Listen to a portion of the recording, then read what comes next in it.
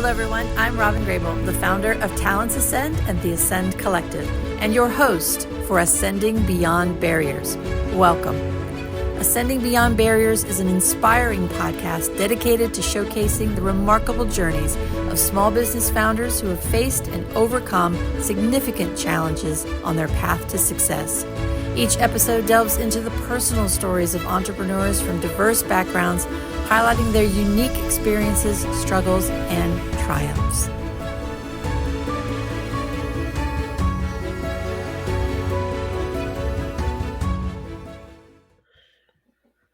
Welcome to this special National Crayon Day edition of our podcast, Ascending Beyond Barriers.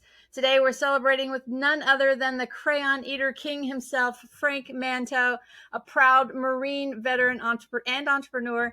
Frank turned the long-running joke about Marines eating crayons into a reality with Crayons Ready to Eat, home of the world's first edible, colorable chocolate crayons.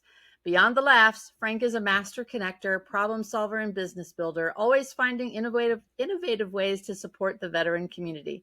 Get ready for a fun and inspiring conversation as we dive into his journey and his mission at MilTreats, Inc., and, of course, the magic of crayons. Frank, thanks so much for being here today. I love, with 5 grand cherubs, there's lots of crayons in our house, and, of course, chocolate is my favorite, so this is a perfect conversation for us. So welcome. Thank you for having me here. It's good to be here. Glad that I'm able to spread some laughter and cheer throughout your family and many others out there. Absolutely. So, okay, I'm in the Navy. I know I gave the Marines a lot of rides and transportation everywhere, but I don't know. I always laugh at Marines eating crayons because it's just funny to say it. Where did that come from? What did that start? So if you go to our website, into the product page of the Crayons Ready to Eat, we have a full history on MilTreats.com. But to give you the short version, I found several different stories throughout, the internet and talking to a couple people. Some people say it started in the 80s or earlier, but it really Okay. took off in like 2012 was the first meme that ever actually hit, Really? where it showed a cartoon characters of an army guy with a helmet actually handing it to a Marine, and inside the helmet it had some crayons and some glue. Then it was in about 2015, the memes started going up a little bit more, started coming out there with other different things. And it was about 2016, 2017 that they're just, Marines started embracing it. They started eating real crayons on social media. Ooh. Um, and in 2017, it's like, how can it hit me one day when I was working on a woodworking project because I wasn't called a crayon eater. I never heard of it. You know, that Okay, I don't feel is so it, bad then. yeah, is there truly an edible crayon out there? So I went down the rabbit hole, and it boils down to that whole joke is there's an acronym for Marines. Muscles are required, intelligence not essential. I haven't heard And that one either. right? That's good. And there was a point in time in Marine Corps history that the Marines had the highest ASVAB waiver for scores because we needed to, fill bodies fill the jobs and the positions needed, Okay. to service, the jobs required and make Yeah. sure that the country is safe. So there's very many other reasons. We're the only branch that has actually been petitioned by PETA to stop doing things specifically. So it's like Wow. we're not the sharpest tool in the shed, but we're the mightiest force in the shed. That's awesome. Wow. How long did you serve in the Marines? 7.5 years. Wow. Okay. So, all right. So you have this idea. There's no edible crayons out there. You take on this venture. Tell us about being an entrepreneur and creating edible crayons. So I'll tell you right now, I'm a country boy from the backwoods of Ohio with a C minus average when I graduated high school, and I received a PhD that did not exceed 13 years. Wow. And if y'all are wondering and scratching your head, wait a minute, PhD? No, primary high school diploma, right? I love that. So thank you. And so I going through this whole process, I tried many other ventures in my past. Side hustles of doing web, teaching myself web design, tried a junk removal business back in Ohio. When I got to California, kids got older, I started my own woodworking business. And Nice. I didn't have a sense of business. I knew how to create things, make things, and that was about the gist of it. And whenever I thought it started the process of the crayon um, idea to bring the joke to reality is whenever I started diving deep into understanding business a little bit, and I went down and reaching connections and talking to people, and got sucked into the Google rat trap and the YouTube university that really doesn't dive into everything. So being an entrepreneur is not the easiest thing in the world. It's hard. It's a roller coaster, but the moment you can find a good mentor or a good tribe to circle yourself around the community that can get you the support and the help, it makes it a lot easier. It doesn't mean it's easy, but it makes it a Yeah. lot easier to handle and to get through. And I started this venture in 2017, and we're now 2024, and still here pushing through.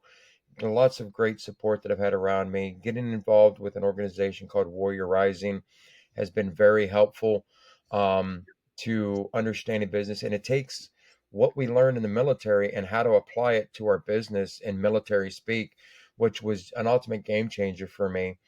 And that's whenever I was able to build the understanding of networking and building relationships with people, and plain and simply get out of my own way and asking questions and reading books. Yeah. Yeah, absolutely. No, and I think we probably, although I know we've got connections through Bruce, my Neela's husband, so I think we have connections there. But I think we met probably formally through Warrior Rising, or it might have been Bunker Labs. I can't remember which. Are you involved with Bunker Labs? I We started out with Bunker Labs when in the Okay. beginning. That was Yeah. kind of helping us to get the launch and getting the business out there. Yeah. But you and I met whenever it was mainly through Warrior Rising. I don't think we Okay. had met before that, unless you came out the um, Mick in 22. Nope, I wasn't at Mick in 22. My only Mick experience was in 2019. So Okay. unfortunately, but Yeah, yeah, no, I think it awesome. was whenever it was through Warrior Rising that Okay, we cool. connected directly. Yeah, it's a, I mean, you got a lot of points in there. Entrepreneurship is not easy and it is hard, but it sounds like it was in your blood. You were always just really trying to find that one thing that kind of resonated. It sounds like edible crayons is your thing, but it's still, and I've been around, I had this business started in 2018. So, and it's still, being a small business, being an entrepreneur is a roller coaster ride. You got highs and highs, lows of lows. What would you say has been your biggest challenge after kind of going through the Warrior Rising program and learning about the business aspects of things? What's then been the next big challenge that you think you're facing? Other people. Okay. I It's flat out. It's You have to really watch who you get involved with or who you Oh, bring into the fold to help out. And the yeah. bottom line is nobody's going to have the same level of passion you have for your business. Nobody is going to put in the time and the effort. And if you're going to bring somebody into the fold, or you're going to, get somebody to be involved, you really it's like a relationship. The Yeah. bottom line is with a relationship is that, yeah, you've been together for a couple years and you've started to get to know this person, but the bottom line is from the moment you got into that relationship, it doesn't happen overnight. Yeah. And a lot of people wonder why we have a high divorce rate and stuff, or a high separation in relationships, Yeah. is because they want everything to happen right now. It Yeah. takes work. It takes years, because you take me for example. I'm 48 years old. All right. I'm single, been divorced twice. I get with somebody. I've got 48 years of life to unpack with Right. this person. And it's the same thing in business. You've got how many years you've been doing business compared to how many years they've been doing business, how many years they've Yeah. been on this earth to unpack and be able to cope and deal with that person and figure out what works and what doesn't work. And if you if they're not willing to put in the work or not willing to put up their end of the deal, the Yeah. relationship's not going to work. So Yeah. it's a hand in hand situation. It's just like a relationship. Yeah, other people. I love that. Well, I am very blessed, and I don't say it enough. I try to say it as often as I can, but I am very blessed with having Neela, having found Neela 5 years ago. It'll be 5 years in May. She started with me, and yeah, I totally get what you're saying. But I'm blessed to have found her and have the relationship that we do. So I get to be one of the lucky ones, but I was not so lucky the first person I chose to be on this journey with me. So I totally get what you're saying. It is, and you have to be, especially if you're an entrepreneur that has a passion for something. Like you have the passion for what you're doing. I have a passion for, our skills based model. And fortunately, Neela shares that true passion and wants to do the hard work. And you have to find people that can be there for you. So totally get that. Wow. Well, let's flip it around. What's been one of the best moments of being an entrepreneur?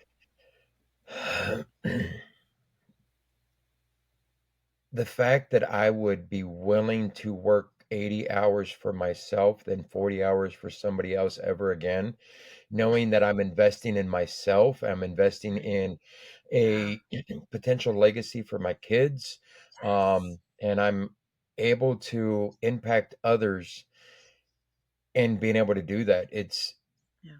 It's a humbling experience, but ultimately it boils down to, you know, you can't sweat the small stuff. You can't sweat the things you can't control.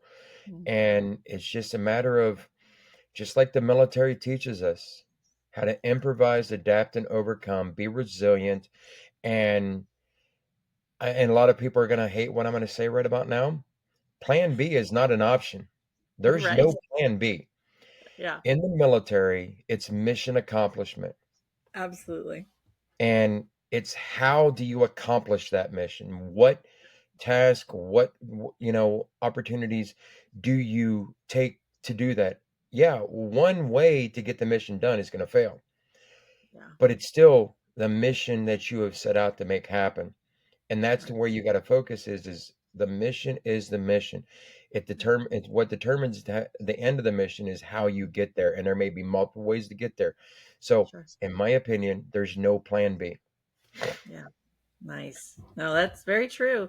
And I think a lot of people think entrepreneurship, well, I don't want to work for somebody else. It's got to be easier working for myself, building my own business. And it is not.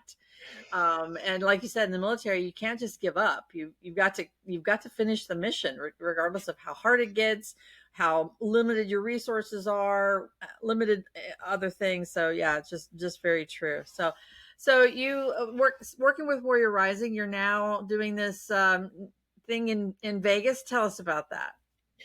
So we have launched a local platoon setting in Vegas. And what that is just like in the military, a platoon is a tight knit group of people that work together to help each other out, camaraderie, leadership, training, all that stuff, and to be able to focus on the mission at hand within a group of people. Because it takes a village to create something or to raise a child or whatever Yes. it is.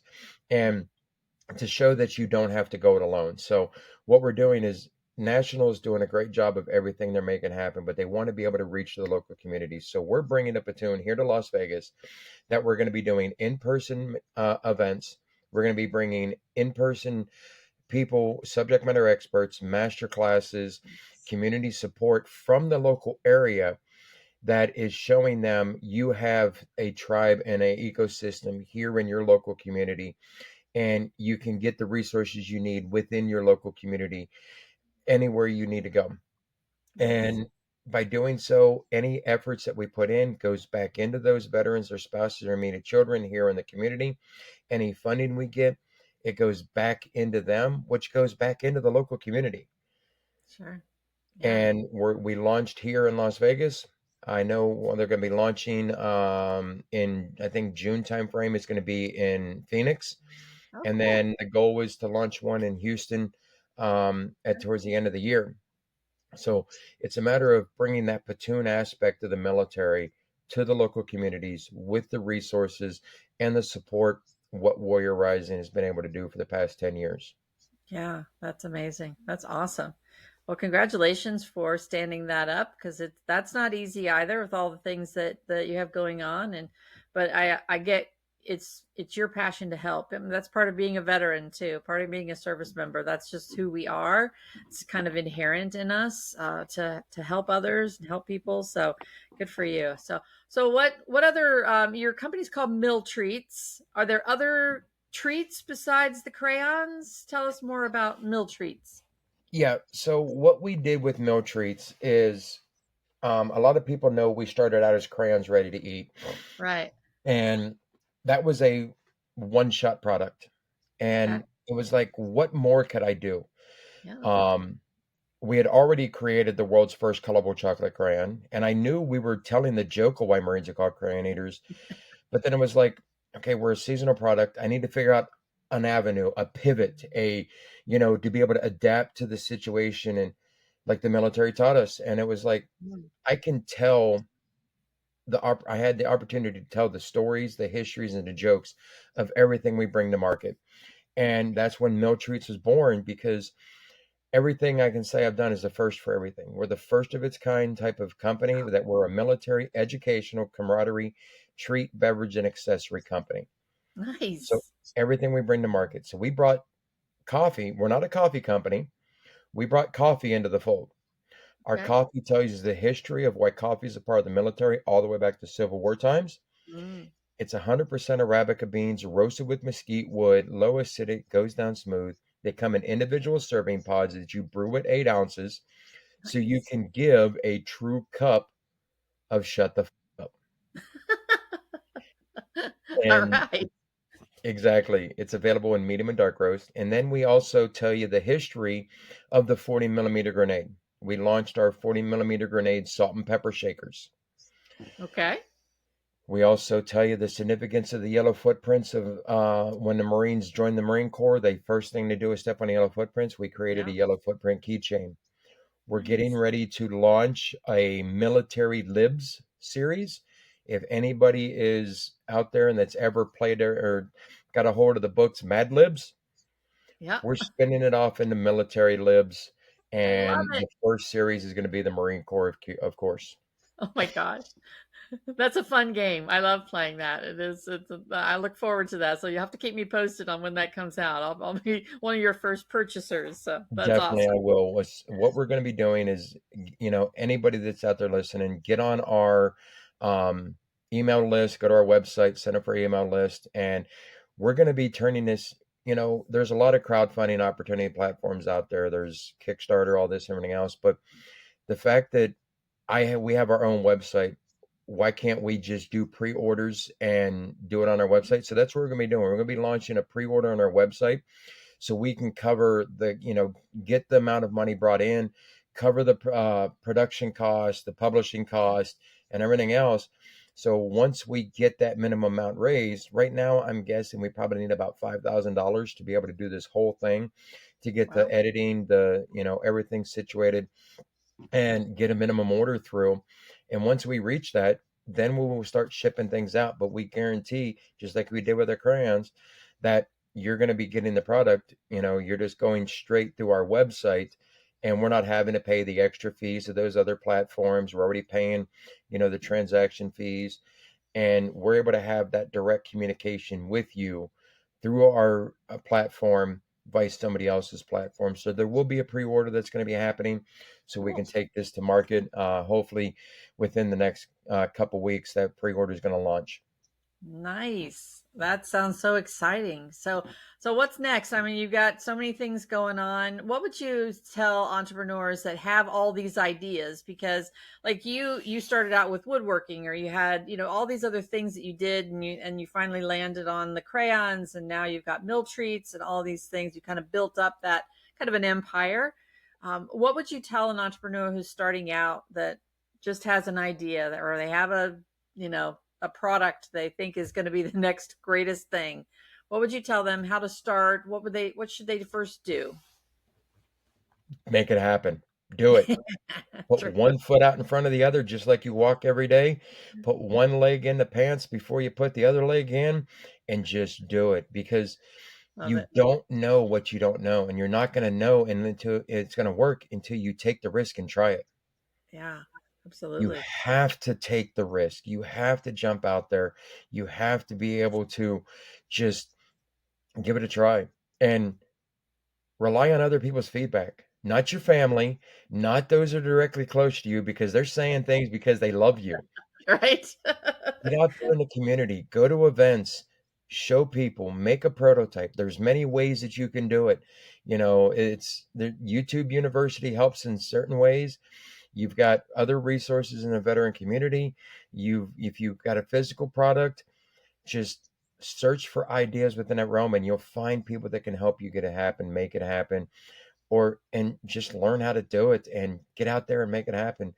And Yeah. then everything's going to fall into place. But ultimately, find your tribe. Find the Yeah. tribe that's going to support you, help you, uplift you. Be that person to your left and your right that you can teach. Be that person who's going to be in front of you to lead you, and have that person behind you that you're going to be able to bring up and educate as well. Yeah. Wow. Yeah. Perfect advice. It really is true. So true. Because it can be a lonely place being an entrepreneur, and you feel like you're the only one going through something, or the only one has paid this dummy tax, as David Meltzer calls it. But I want to ask you a question first, and then we're going to ask you some more advice as we close out. But where are you from in Ohio? So I'm originally from a little town called Flushing, Ohio. When Hmm. I left in 1995, it population was 951 people. Wow. Okay. So I it's grew up literally in. like on Go ahead. Interstate 70, about 25 minutes right across the Ohio River, across from Wheeling, West Virginia. Okay, so you're on the eastern side of Ohio. I grew up on the western side of Ohio, right on in the Indiana border, just as you cross into Indiana in Richmond, right Okay. across from Dayton, right on I-70, I-40. So very, Yep. very cool. All right, as we close out, I'd love for you to, because I think you've got some great insights for people who are getting out of the military but don't want to be an entrepreneur. Think they do, but end up not going down that path. What would you tell them? How do they find their tribe, and how do they find what their place is as a new civilian again? Don't do what I did when I got out in December of 2002. Okay. I walked away from the military community for Oh, 13 years. I can relate. Stay wherever you go. If you stay in the place you got discharged from, it's your last duty station, or you go back to your hometown, or you go back, find another place to move or whatever else.